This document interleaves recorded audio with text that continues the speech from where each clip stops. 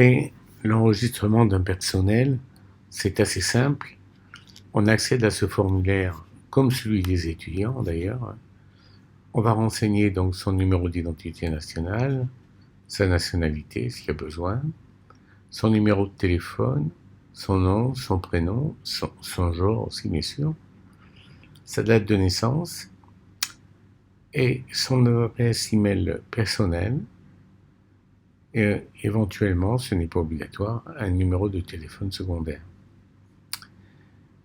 On valide et on va accéder au CV, ce qu'on appelle le curriculum vitae ou à la fiche d'identité, que l'on va compléter. Donc éventuellement avec un email professionnel.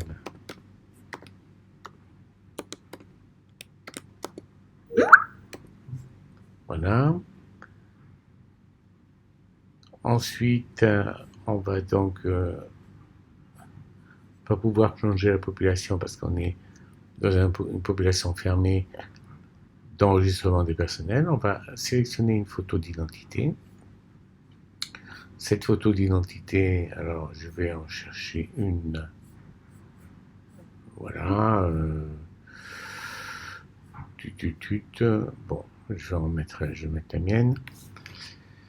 Donc, photo d'identité, on voit la date de naissance, on va renseigner la commune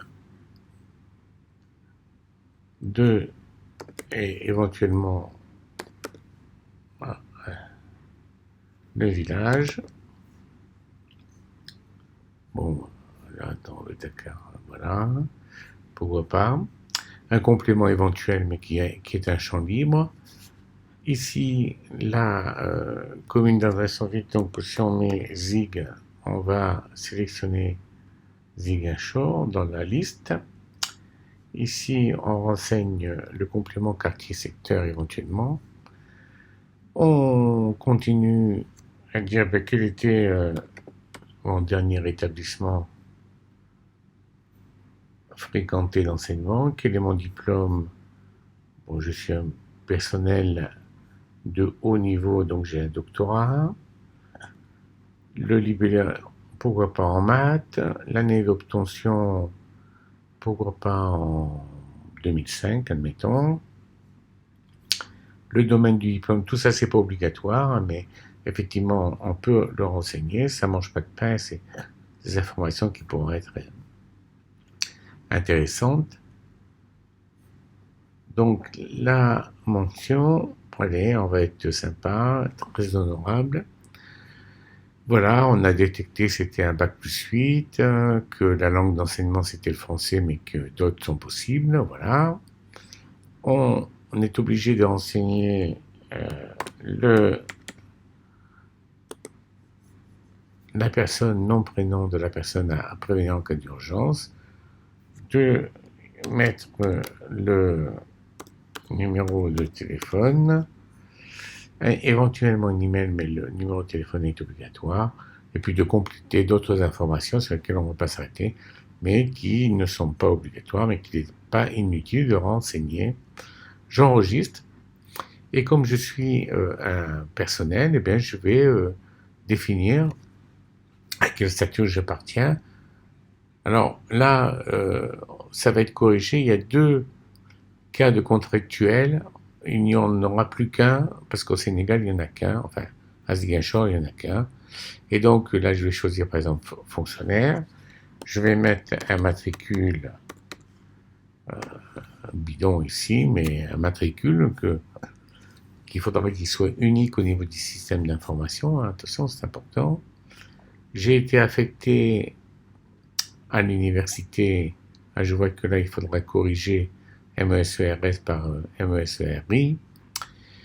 J'ai été donc affecté là à l'université de Ziguinchor. Je vais choisir donc une composante ou un service interne. Pourquoi pas l'université des sciences économiques et sociales. C'était un recrutement direct en date de ceci, etc. Là, je vais reprendre la discipline dans laquelle j'exerce, C'est-à-dire, voilà, on va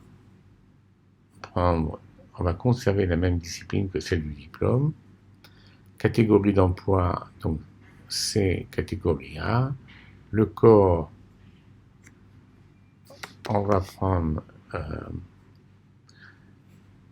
professeur, voilà, ou maître de recherche, ou maître de conférence, allez. Grade 3, alors c'est pas forcément obligatoire hein, de renseigner tout ça, mais on pourra renseigner, par exemple, qu'on fait de l'enseignement et qu'on a une activité générale, eh bien, d'adjoint au chef de service, par exemple. Donc, on peut renseigner. Beaucoup de ces champs ne sont pas obligatoires. Et une fois que vous validez, eh bien, vous obtenez votre compte PGI et vous avez reçu d'ailleurs des mails qui vous en informent. Et c'est ce qu'on appelle ici le passeport orienté. Alors ça devrait être corrigé pour Ziguinchor parce que à Ziguinchor, les personnels ont déjà un compte de ce type-là. Voilà.